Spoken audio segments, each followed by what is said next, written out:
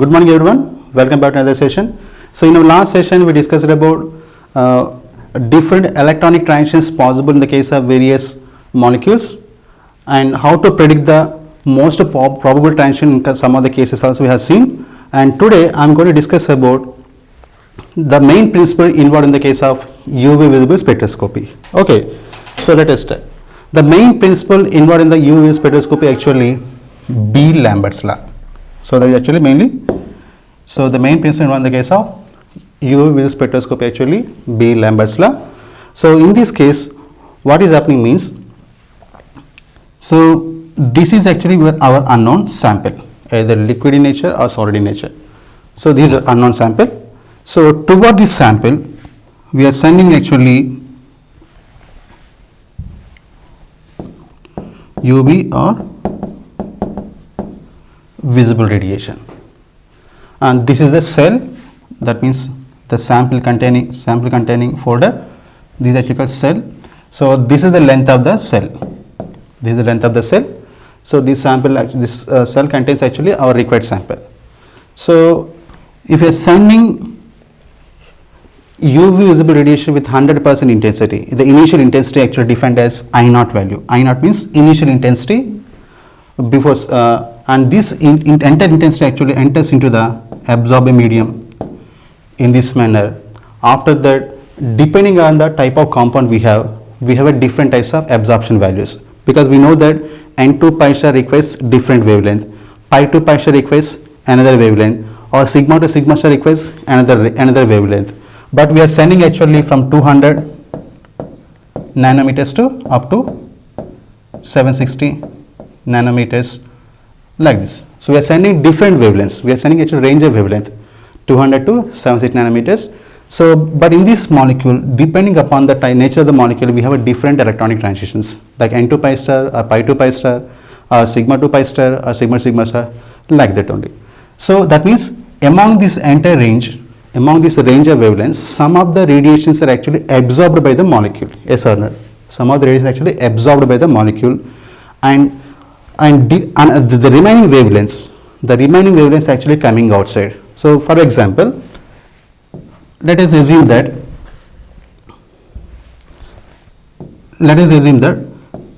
this is non-bonding level, this is pi star level. So this particular transitions requires 250 nanometers. That means if we send 200 to 400 nanometers range towards this example, so this particular transition absorbs only 250 nanometers only. It will absorb only 250 nanometers. The remaining all wavelengths actually coming out, so they are not absorbed by the molecule. So yes or not? So that is actually called transmitted radiation. What are the radiation actually not absorbed by the molecule actually called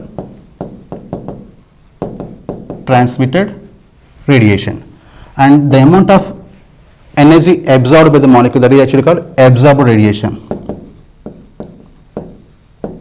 That is actually absorbed radiation.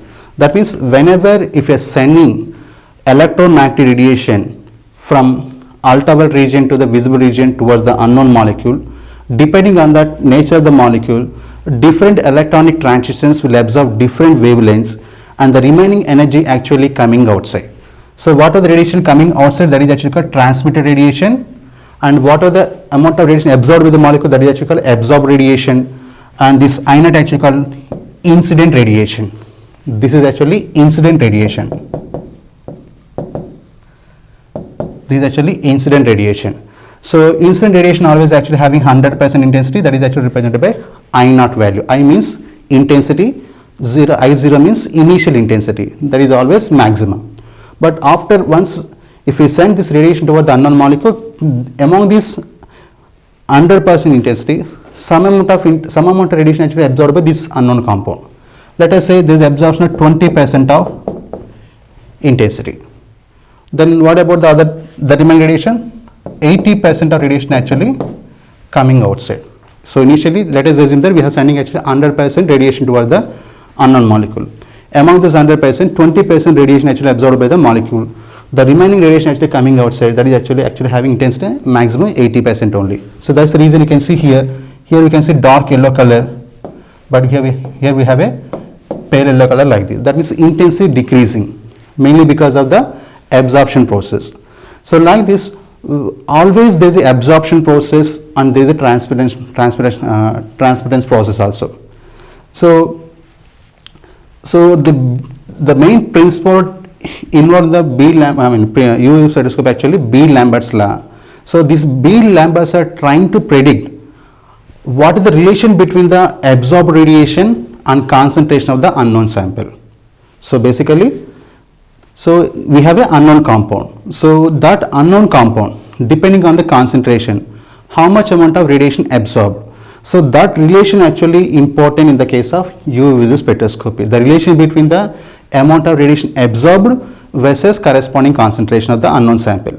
So that relation actually provided by the Beer-Lambert's law. Mainly provided by the Beer-Lambert's law. So that is the reason the main principle involved in the case of UV visual spectroscopy actually Beer-Lambert's law. So according to Beer-Lambert's law, absorbance value, A means absorbance, how much amount of radiation absorbed. That is also known as optical density. That is also defined as optical density. Optical density. So optical density or absorbance value related to concentration and length of the cell, path length, how much distance actually absorption process is there. That is actually length of path length or length of the cell, these two values. For a particular cell, the length actually constant value. For example, always I am using same kind of cell. That means this L value constant, and this is also epsilon actually called molar extension coefficient. That is also one of the constant. That means this absorption value directly depends on the concentration only. So this relation actually very important in the case of UV spectroscopy, and that is actually known as Beer-Lambert's law. So Beer-Lambert's are trying to give the relation between the absorbance value and the corresponding concentration of the unknown solution. And this is a mathematical relation of the Beer-Lambert's law.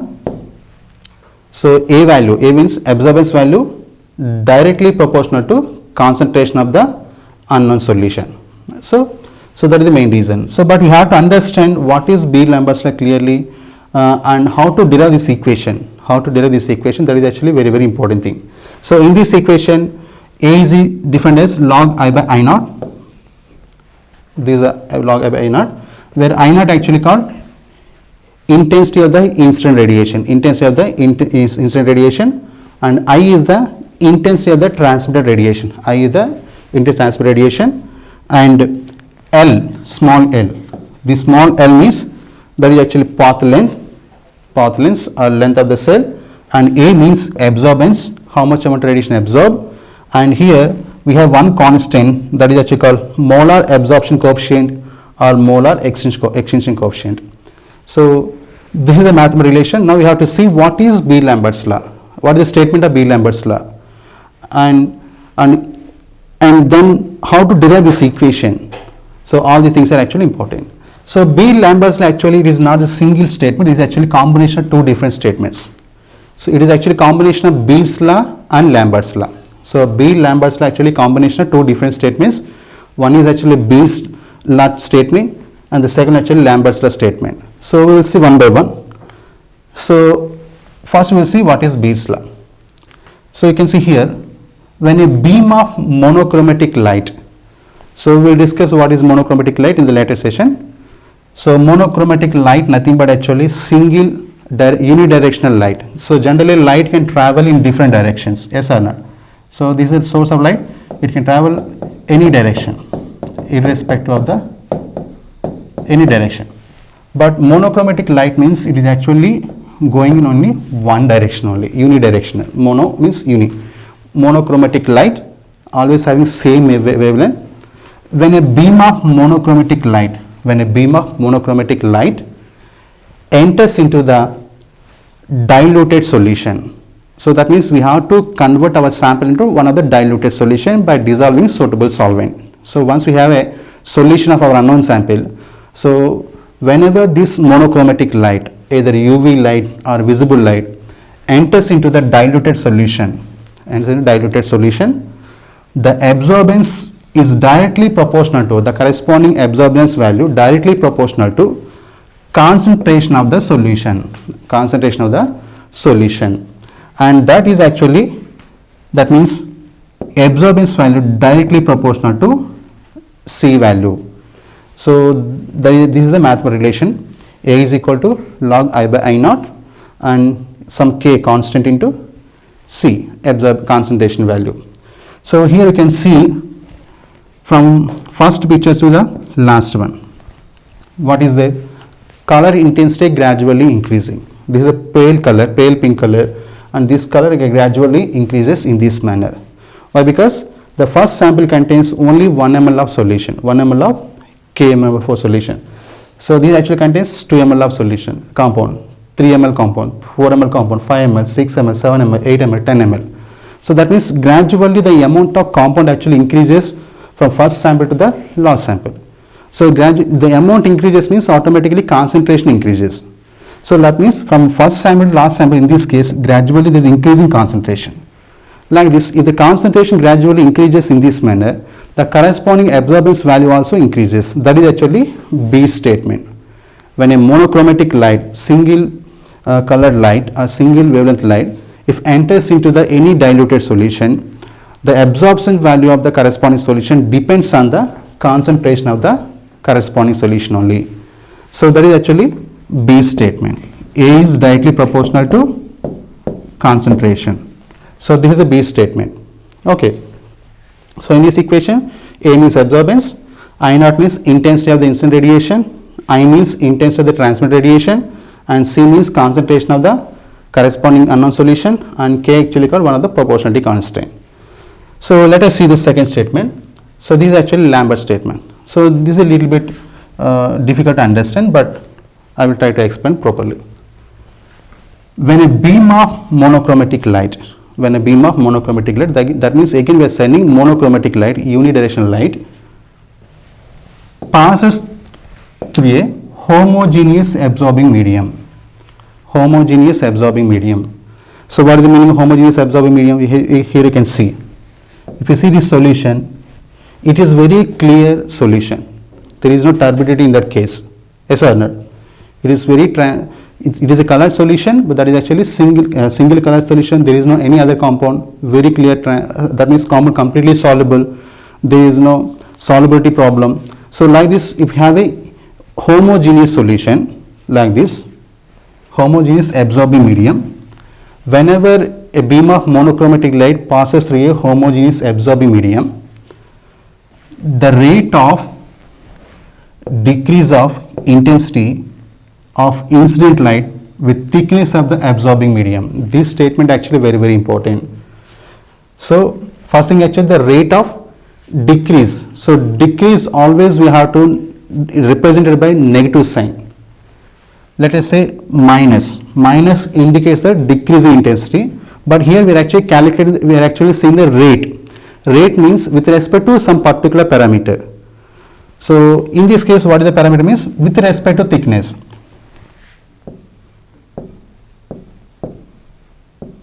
D by dl. This is actually decrease in rate of some value with respect to L. L means thickness of the absorbing medium. The rate of decrease of intensity of the incident light. What is I naught?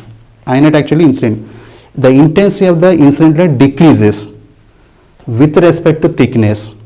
So how much amount decrease? That is actually this term value. So this entire term indicating that decrease in the intensity of the incident radiation with respect to corresponding this length, corresponding length. The rate of decrease of intensity of the incident light with thickness of the absorbing medium proportional to the, this is proportional to the intensity of the incident radiation. It is proportional to the intensity of the incident radiation. So if this value decreases means, so this value decreases means, so like this is one of the relation. What is this statement? the rate of decrease of intensity of the incident radiation with respect to length dl is proportional to intensity of the incident radiation. So that is actually Lambert statement. So if we remove this proportionality relation, we can also write like this. We can also write like this. So minus di naught by dl is equal to k into I naught, like this. So this is actually Lambert's law. So in this equation, what is I naught? Intensity of the incident radiation, and di actually, that means this is di, small change in the intensity value, small decrease in the intensity of the radiation with small thickness dl value, small change. So if we take just small length from here to here, how much length, small length, within that length, how much amount of radiation decrease? So that is actually di and dl values. So if it is a decrease in intensity, directly proportional to the intensity of the incident radiation, like this. And again k is another proportionally constant, like this. But if we combine these two statements, that is actually Beer-Lambert's law. So how it is actually. Now this is actually Beer-Lambert's law. When a beam of monochromatic light passes through a solution nothing but actually diluted solution and homogeneous medium, because in the first statement we mentioned actually diluted solution, and the second statement we mentioned actually homogeneous medium. So when a monochromatic light passes through a solution is homogeneous medium, that is actually diluted nature, the decrease in intensity of the radiation, the decrease in intensity of the incident radiation with thickness of the absorbing medium, is directly proportional to intensity of the incident radiation as well as concentration of the solution. In the first statement we mentioned actually absorbance value directly proportional to concentration. In the second case, the rate of decrease of intensity of the incident radiation with respect to thickness of the absorbed medium directly proportional to intensity of the incident light. So if you combine these two statements, you will get the Beer-Lambert statement like this. And according to this statement, let us assume that monochromatic light actually having initial intensity I naught value and concentration of the absorbed medium actually C, and absorbed medium length actually 1 centimeter. So then according to Beer-Lambert's law, this absorption value proportional to concentration as well as length value, like this, depends on the concentration as the length value in this manner. Now you have to derive this equation. So now we will see how to derive this equation actually. So derivation of Beer-Lambert's law. So according to statement, when a beam of monochromatic light is passes through a solution, the decrease in intensity with thickness actually directly proportional to intensity incident radiation. That means this is actually di by dl. The rate of negative sign indicates the decrease in intensity of the I means incident intensity, and dl actually small thickness of the absorbing medium is directly proportional to intensity of the incident radiation, and according to Beer's law, that is actually is also proportional to the concentration of the solution, like this. If we remove this proportionality constant, we have to introduce one constant value like this, k into I naught into C.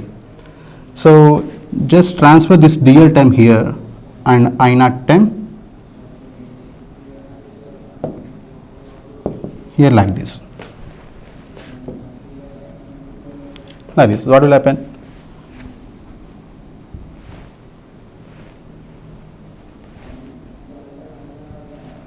So then di by I naught is equal to k into C into dl, like this. Okay. So these, if you do integration both the side, upon integration on both the sides and limits I value, intensity, initial intensity I naught actually changes I naught to I value, and length value. So this is actually from 0 to maximum L value. So L value changes from 0 to maximum L like this. Okay, so if you do integration both the side, this is actually integral di by I naught is equal to k into c into, because these are actually constants in this case, integral dl. Okay, so if you do this integration, this is actually ln log I by I naught value. So this integration, because this is integration 1 by I, so that is actually log I by I naught. After substitution of the limits, you will get actually ln I by I naught like this is equal to k into c into, this is actually L, because limits actually 0 to L. If you substitute L value, we will get L like this, L like this. And if we change this negative sign both the side, so this becomes ln I naught by I reverse is equal to k into c into L, because we have a negative sign like this. And if you convert ln value into log value, so this becomes 2.303 log I naught by I naught by I and k into c into L like this. Same this constant value also other side, then what will happen? This is log I naught by I is equal to k by 2.303 into c into L. So this is actually constant value, this is also one constant value, so that is actually defined as new constant value. In this case, that is actually epsilon c into L. And what is this log I by I naught, I naught by I? So this is nothing but actually absorbance value, A value. So that means A is equal to epsilon into c into L. So this is the B-Lambert's law. Absorbance value proportional to a concentration and path length. If you fix the path length, so absorbance will directly proportional to only concentration. So like that we can able to derive the B-Lambert's law also in this manner. And in this equation, what is A? A is nothing but actually absorbance value of the given unknown solution, and epsilon actually called molar absorption coefficient or molar extinction coefficient, and C is actually concentration of the unknown sample, and L actually path length in this manner. So this is the main principle of the UV visible spectroscopy, and this B-Lambert's law actually useful for even the quantitative analysis also, that we will discuss in the later class. And but here we have to understand what are the limitations of this B-Lambert's law. So that also we have to understand. With majorly 4 different limitations are there according to the statement. So according to statement, what is the main condition? When a monochromatic light passes through a absorbing medium. So what is the absorbing medium? Diluted solution, homogeneous in nature, and always we have to send monochromatic light. So the 3 points are there. We have to send monochromatic light, and absorbed medium always diluted in nature, and that is also homogeneous in nature. So what is the first limitation? The absorbing medium must be homogeneous in nature.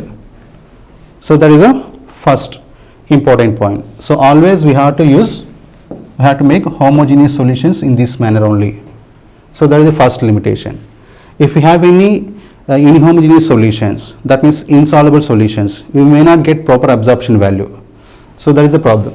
And the second limitation, actually absorbed medium must not scatter the radiation, it must not contain any turbidity. If your unknown solution contains any turbid some turbidity like this, so when light passes through this medium, what will happen? So these particles actually scatters the light in different directions like this, if you have any particles in the solution. So that means light cannot travel like this. We don't have a proper absorption process if light scattered during the absorption time. So it is something like this. So if it is a homogeneous medium, always there is a proper absorption process in this manner. If it is the inhomogeneous medium, always light actually undergoes scattering process that leads to produce different types of absorption value. So in this case, so that is the second point. The absorption medium must not scatter the radiation. It must not contain any turbidity. And the third point, actually, the incident radiation should be preferably monochromatic in nature. So always we are saying that in this process we are using monochromatic light only. So what is the monochromatic light? So the source of light actually sending light in different directions, but once it is passes through a slit like this, we will get actually unidirectional light in this manner, only one unidirectional light in this manner. So that we have to use for the this particular process. So incident radiation should be preferably monochromatic in nature. The incident should be preferably monochromatic in nature. And another important thing, actually, B-Lambert's law mainly applicable to only diluted solutions only. It is mainly applicable to diluted solutions only. It is not applicable to the highly concentrated solutions. So in case of diluted solution, if you draw a graph like one graph, you will get straight line like this. In case of concentrated solutions, the graph shows something like this. That means after certain concentration value, there is no proper absorption value. So like this, B-Lambert's law always applicable to diluted solutions only. It is very difficult to apply for the concentrated solutions. So these are the four important limitations of the B-Lambert's law. So this is the main principle of the UV spectroscopy, and this B-Lambert's law actually having quantitative applications that we will discuss in the next class. So this is all about the principle of UV spectroscopy. In our next class, we will discuss about what is chromophore, what is auxochrome, and what are the main applications of the UV spectroscopy and B-Lambert's law that we will discuss in the next session actually. So thank you, Vananda. If you have any queries, please send request to the email ID, or you can also contact to my mobile number. So thank you, Vananda.